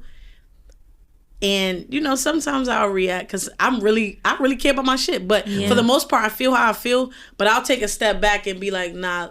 Now I'm gonna do what the government does when they investigate people. Like I'm gonna open up a whole investigation. I'm gonna take note of every time you make me feel that one feeling that I ain't like. And then we gonna put this case together, and you either fired, fucked up, or we just gonna part ways. Like that's that. But I do think the test is important. Yes, Like, and I was gonna get into that. I've been able to right. assess myself a lot now with the Yeah. test of just, and people don't do it on purpose. They who they are. Or you don't even do it Yeah. to yourself on purpose. Yeah, I've had people test me. I just had a Right. test recently. I think it was like yesterday, and I was like, damn, I see where a year ago I'd have been like, fuck this, Yeah. like you Right. got me twisted. But today I'm going to work harder. Right. Yeah. So, you know, And that's why I said the ego is needed because I go super deep. And that's why I'm so excited for my video shoot on Saturday because I want to love those parts of myself because I mean, it's obviously that, you know, everybody's ego is still there because we're just now starting to get woke about these things to say and identify and be aware about them to make changes to them. So I'm no perfect Patty here. Like Right, of it's course. still prevalent, it's still here, it's still relevant, it's still something I have to work on. So I'm learning to love those things about myself. So just a little tea, one of my characters for my video playing myself is me loving that dark side of me where when your own ego plays a position, you're a part of the test. You testing yourself. Sometimes you stand in your own way and sometimes you have to because you have to overcome that. You have to know what it's like when someone's standing in your way, somebody else, like someone else or you. And to differentiate between the two things, I think is important because a lot of times we're always, you did this, that person did this to me, and it's really be you. You allowed Right. that, or you actually No did accountability. it. So it's no accountability to accountability, and also remembering we're reflections of each other. Yeah. And if we zoned in on that, we'd be so much more. We'd be better people. Like if we all looked at each other and was like, "Yo, I see me and you. Oh, I see you." Instead Right. of seeing the separation so much. It's like, damn, I think we would coexist more. And that's when the ego wouldn't exist. Right. It wouldn't even be prevalent anymore. The ego is the one Right. that's always saying, I'm better than you. And I'm this. I'm so original. And I know this. And I know that. And Right. I'm not feeling it today. I don't feel what. I don't want to do shit. I don't have to. I don't owe you shit. Like, that's how that. And sometimes it's powerful. Sometimes I'm not doing that shit. Sometimes it's good It's to needed. be that. Yeah. But you Yeah. gotta know how to When to apply it. right, As- and that's when I think Yeah. we'll be at a zero base, a medium, like a Right. that you know. In terms of conflict. yeah. You know what's one Like- thing I don't want people to ever lose from the ego? The fact that aside from maybe your parents, like niggas don't owe you shit. Like niggas don't owe you shit. Yeah. Like and to be quite honest, sometimes your parents don't even owe you shit. They don't. Right. You know what I'm Yeah. saying? Like I think a lot of what I've been seeing and stuff is like so many people are just like, well, you don't do this and like how you supposed to and this I hate when a nigga you supposed to me. Like, Yeah. like, That's Yo, why. you- That's why when you Shit. said I hate that I have a problem with authority. Yeah. When I nodded. Yeah. That's what I. Yeah. Because I have a problem. Like, don't tell me what to do, when to do it. right. Like, boy, That's when my ego start like, yo, bro, let's trying to turn up, and I'll be like, yo, just like, especially when males tell me like, don't right show, like, yo, don't fuck this do nigga this. up, man. What were you gonna say in reference to parents? So that that two went off. things actually. All right, so first thing with the whole ego, I think what removes ego is being more empathetic. That's what it is. Because ego, if you think about it, you're self-centered, you're arrogant. Mm-hmm. If you're empathetic, you're now I'm not hearing you. I'm listening to you when you speak. So now when you speak, I'm more in tune with those emotions and those words attached to that emotion. You see what I'm saying? Yeah. As far as the parents things, like I meditate a lot. So I could tell. Couple weeks ago, like I was just sitting down, and I'm not Christian, but I read the Bible. I'm not Muslim, but I read the Quran. Same. And I subscribe Like to this one. yeah. So and I'm into having conversations with everybody, Me regardless too. of religious background, yep. regardless of sexual orientation, regardless of height, race, creed, all of that. Yeah. As long as there's mutual respect present. Because then niggas that ego gonna come out. But our parents, okay, now before I say that, I'm gonna say the reason I mention Christianity is because it's a certain part of the Bible that meant that when King Solomon was speaking, and he's deemed as the wisest man to ever walk the earth, right? He was speaking and he said, our spirits was always in existence before all of this creation. Mm-hmm. All this material things, this physical stuff, this is after. This Buildings, spirit, all of this. Now, fast forward from that, what he said to Bible, in the Bible, to science. Energy is never created. It is either, it's never destroyed. It's either transferred or transformed. Yep. So now, your spirit is energy. Yep. This body is a physical. Yep. This could deteriorate. This could die. That means Abdalla, the spirit, your spirit, Noelle's spirit, Alethea's spirit was all in existence before Big Bang or whatever y'all want to say happened. We lived a bunch of times. So now, with that being said, our parents, they didn't make our spirit. They made our physical. Yes. So now, when we growing up and you bumping heads with your parent, it's that spirit that was conditioned a certain way, that was broken to the system. Their broken spirit is trying to shape you, groom you into this lifestyle, but you being a fresh entity, a fresh being on this third dimensional plane, if your spirit is pure, this is why children tell the truth. If your spirit is pure, you're gonna blurt out whatever, like, yo, this is what it is. This is how I feel. There's my heart is not pumping when I say this shit. Right. You see what I'm saying? So it's genuine. Yep. So now, because our last names are the same, and because our blood, DNA, all this shit is the same, my 46 chromosomes come from Yatu. Yep. You think this sense of you ownership. are my God. You think. Yeah. Right. So now when you speak to me, you speaking to me like a slave master. You're not speaking to me like a fellow human being. That's how you're supposed to speak to each other, like fellow human beings. Not like I'm better than you, I know more than you, just because I'm an adult, just because I'm your father, just because I'm your mother. And this is what a lot of people don't come to terms with these things, because a lot of people don't sit with themselves. Yep. They always got to smoke, they always got to drink, they always got to listen to something, they always got to play people. a game, they always got to be on with the people, phone. they always got to. Because when you sit with yourself, that's when all that past hurt gonna pop up. That's how your spirit is. That's how the spirit is. Because the spirit is like an alarm clock.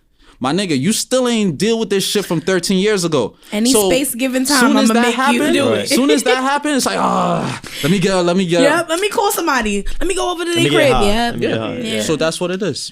I'm not gonna speak on that because I think the herb of the world is okay to indulge in at any given time. It's to stimulate.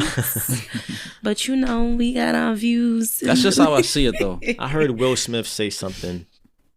I think a couple years ago, he was speaking about him and Jada's marriage, and they were going through some problems, right? And he said something to her that was so. That shit hit me. He said, even though we are married, a lot of folks get it misconstrued. We're married, but your spouse does not owe you your happiness. Yeah. Right. You gotta find your happiness. Oh yeah, I remember this video. Without them. Without them, right. You know what I mean? So it's like, with folks saying like, you're supposed to do this, you're supposed to do this for me because I did this. no, like you gotta find what's right for you. I'm here living my path. I may not be on the same journey that correlates with your journey, even though we may be spouses, you may be my brother, my parents, and whatnot. I run into a lot of people that they're on different paths. They're on a path that their parents want them to go to. Mm-hmm. Like your mom wants you to be a nurse, but you want to be an actor. The path of approval. You know what I mean? Mm-hmm. Like, they want that stamp of approval. I lived and it that kills life them inside. for years. For their like, social circles. Right. Yeah, for they want, years. That's what it want is. that approval. And so I even told my can parents, boast about like, hold on. Like, I nigga, told you y'all I be a was fucking doing nurse. college, okay, for 4 years, and after that, it was music. So what's up? What's the deal? Yeah. And it's like, even that is manipulation, because it's like, oh yeah, well, we didn't really plan for you to stick to the plan. And that sucks, because these are people you trust. And I don't think that my parents had bad intentions behind it, but it was just like, just like a tattoo. My mom said, oh, when you're 18, you get your tattoo. Yeah, go. Trick. I turned 18. Right. Oh no, I'm not ready for you to get your tattoo. I turned 19. Oh no, I'm not ready Oh, for when you. you move out. What? They keep You told me changing fucking before I was goalposts. 18 that the Right. legal age I could get my tattoo on my own, I could go. Now I could go because I'm the legal age to make the decision on my own, but now you're backtracking because you have this, I'm your puppet for you to Right. tell me, no, wait some more, because you're not ready for me to do something for me. That's not cool. And I've been conditioned like that my whole life. I'm the only child. So who was I listening to? My parents. Yeah. And even my parents throwing me into an uncomfortability of having a spotlight on me all the time. Because, like, anybody knows me, I'm shy. My family will say, sing. I'll be like, what? Right. Who? But Like, then, I'm yeah, just but like, I'm not you know, sure- sing on I'm the not sure Yo, dancing. but If then you you talk to guys her in ask person me- and she's singing the fucking answers to But every li- question. but listen, but I'll be just like, like- bro, talk to Just me, like please. Dollar. Just like Dollars was like, yo, you want to sing on the show? And I'm like, yeah, because, you know, audience is listening. I got to be, you Yeah, feel exactly. me? Like, I got to push my brand. But my family asked me, I'm like, buy a ticket to a Right. show Yeah. and sit in the back so I don't see you. Right. That's just me. Like, I can be a very timid person, but for my work, challenging my uncomfortability, I'm gonna show you I'm comfortable for sure. I'm gonna get it done and it's gonna look great. So that's just the type of person I am, and my parents threw me into that from young. So I never really knew that it was an uncomfortability until now, when I'm like, what the fuck is wrong with me?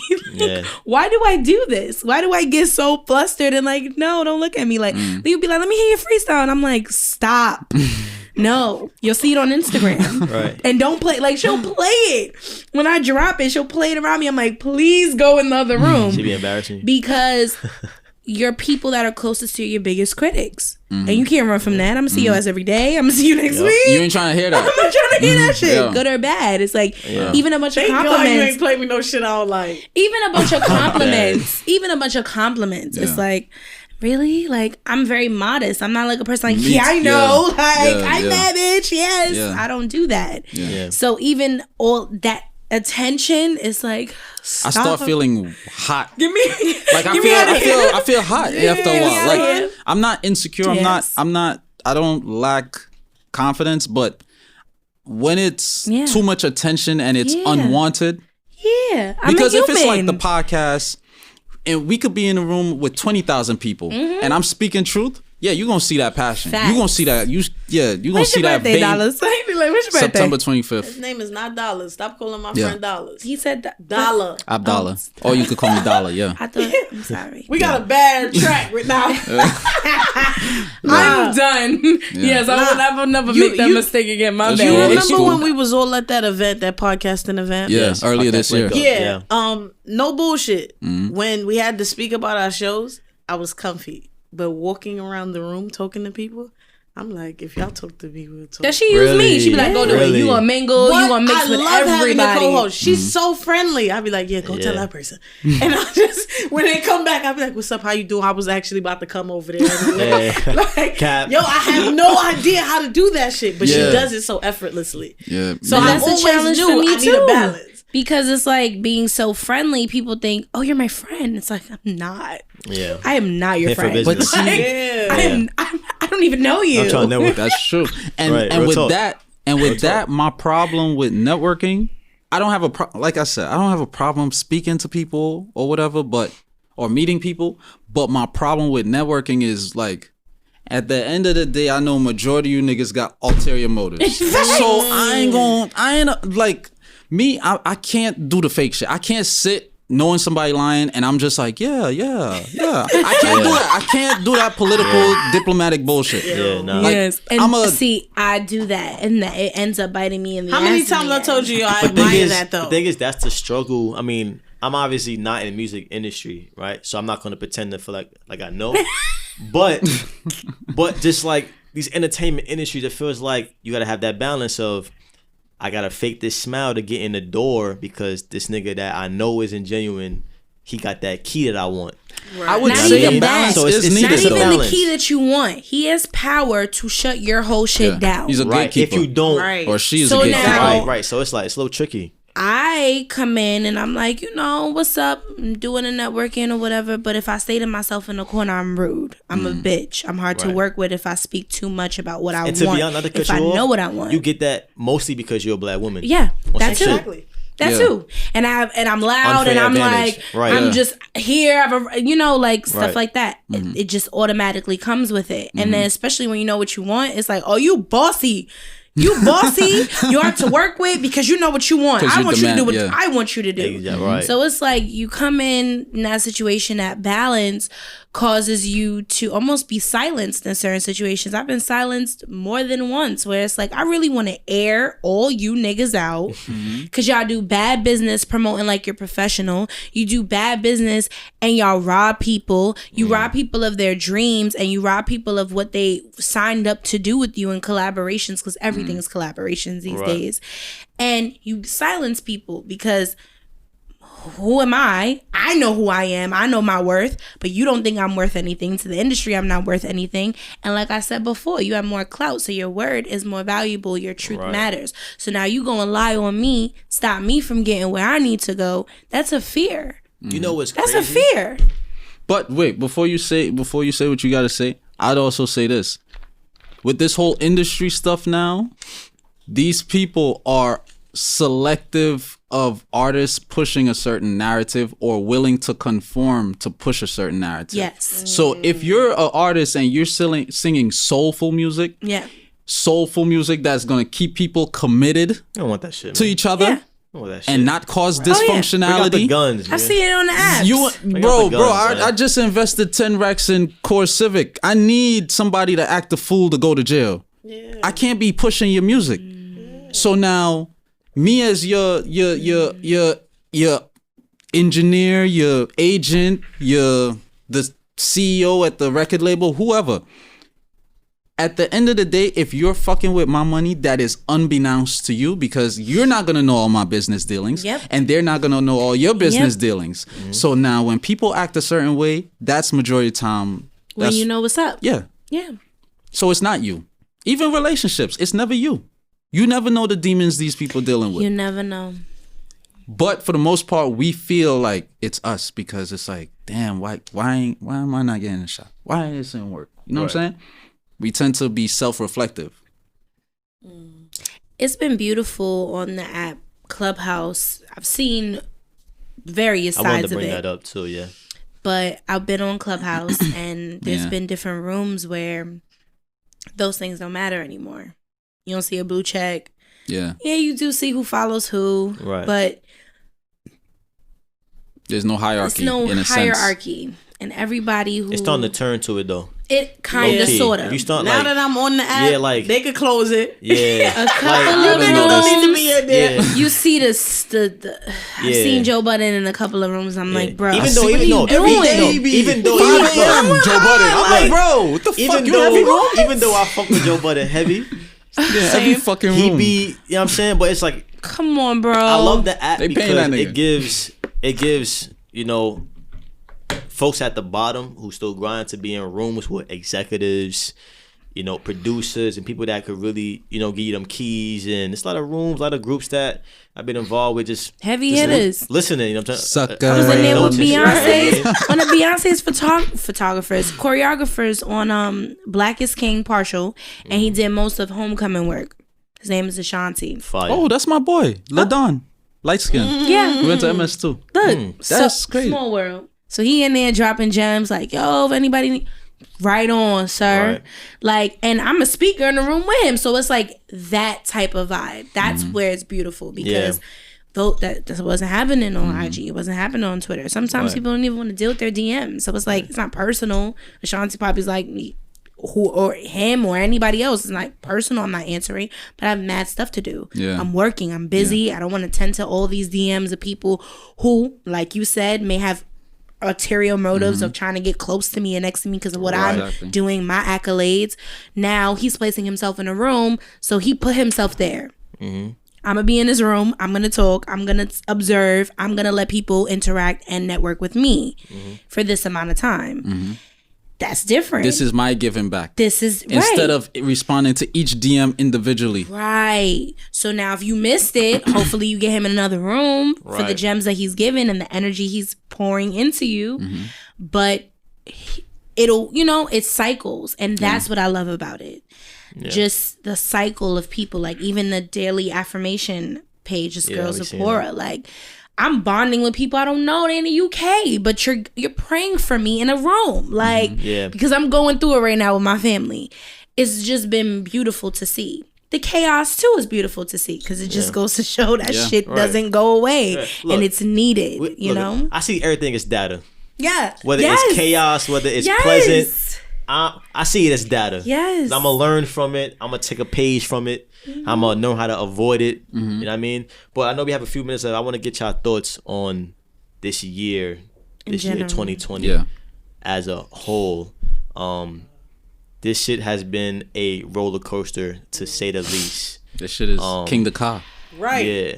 It's a little bittersweet for me because I feel like this year I was able to like branch off and like build my brand on like, TikTok and stuff like that. But then, I see. I love it. I love that shit. Yeah, but it's like in the midst of that, the world is in chaos. You know what I mean? And it's a lot of.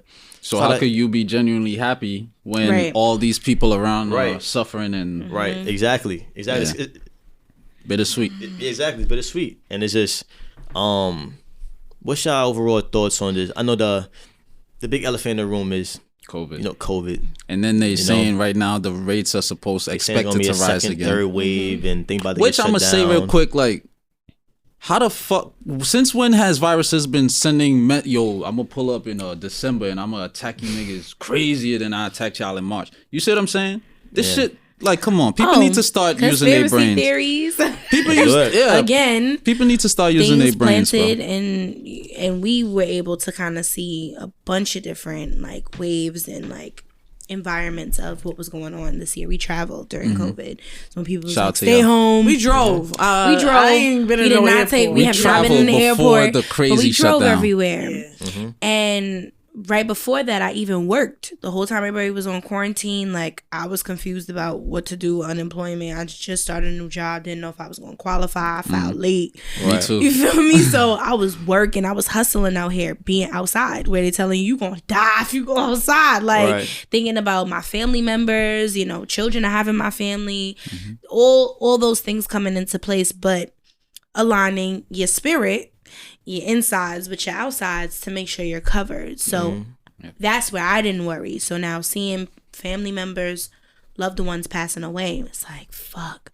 And then when you start to know what demons they're going through, if you do know them, it's like, damn, it got you there.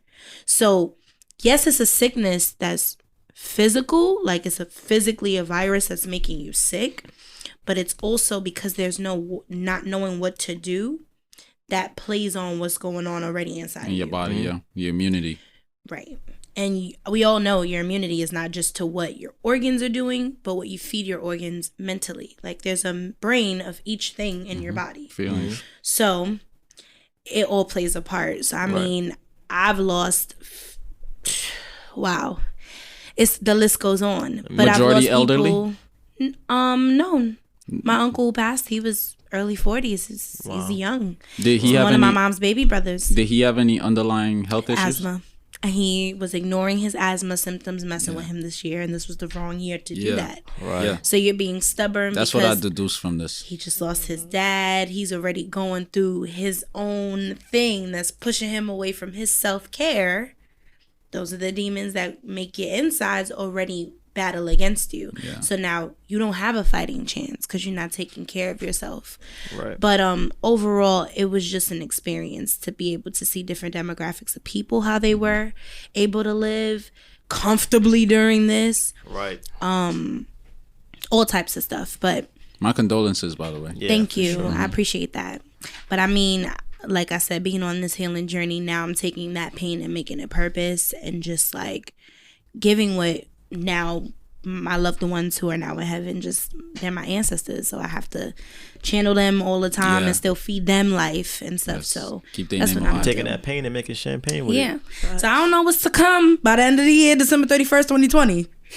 Right. But it's been a year. Yeah. It's been How a about year. you? Yeah, I just think it was a hell of an experience. I think this was the year that I knew, my kids are gonna know about this. You know what I'm saying? Like every year was kind of like one for the books, but this was the one in the books now. So, it's been super bittersweet, man, because I've reached some milestones. But I just think that I know for the first quarantine, everybody was like, if you don't come out of this with a business, you ain't doing something right. But a lot of the progression is internal. Right. So I think the first quarantine, I beat my own ass. Like, your business is not here. You got to hit this. And it's like, but I came out of it super aware and I progressed internally. And even this one, is so much internal stuff that I just can't even share yet. So I'm not tripping. It put me in the state where I'm ready to just put my head down and get back to work. And being grateful that I'm waking up every day. Yeah, super grateful. 1,000%. Yeah. 1,000%. Just grateful. Like, we're not where we want to be right now, but the fact that we just have opportunity to still wake up and still do it, you know what I'm saying, and grind to it, that means it all for me. Yeah. You know what I mean? And I just, pray on to your families that they stay safe and well, Likewise. and headstrong through all this because it's a mental and a physical. I must end it with this. Based on all, don't violate us, preach. Based on what I've, my researches since the beginning of quarantine, the whole COVID stuff, every single one of the symptoms traces back to the thyroid gland. Now, thyroid gland, foods that improves the functionality of the thyroid gland are foods high in iodine, i.e. navy beans, also sea moss. Those are two off the top I could give. But yeah, tell your family. Great. Oh, we didn't even know we was nourishing the thyroid. Yeah. Listen, take a get lot of that, sea moss. drop that Every sea single moss and that fruit juice, smoothie every day. Do yourself Take that care of justice. You yourselves. feel me? Like, Yeah, be safe, but stay dangerous. Before we go, shout out all the platforms y'all on, what folks to look out for, soon from y'all. And yes, Team Noelle K, you already know, at the Noelle K on IG, Twitter, all that. The THENOELLEKAY, and y'all know, thank me later. That's a big fact. I'm good looking Lee, GoodlookinLee _. There's no G in looking. I'm on Twitter. I'm on Instagram. Thank Me Later Podcast NYC, Instagram, Facebook. That's where you're gonna find me. If you want to talk, hit me there. That's right. Stay tuned. all the info will be in the bio. Yeah, big facts. Thank y'all for having Thank us. you for real. having Anytime, us. anytime. Conversation. Oh We definitely my gosh, gonna I do loved this again. it. Yeah. It's We y'all gotta turn. get into the Yes. conspiracy theory next Yes. For fact. time. That's our That's bag. our shit, Like, yeah. What?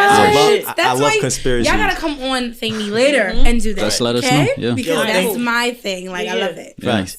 Thank y'all for tuning in. Another episode of the Facts. Buzz Podcast. Later. Abdalla, Mr. Hazel, Dark Knight signing out. Facts. Catch y'all later.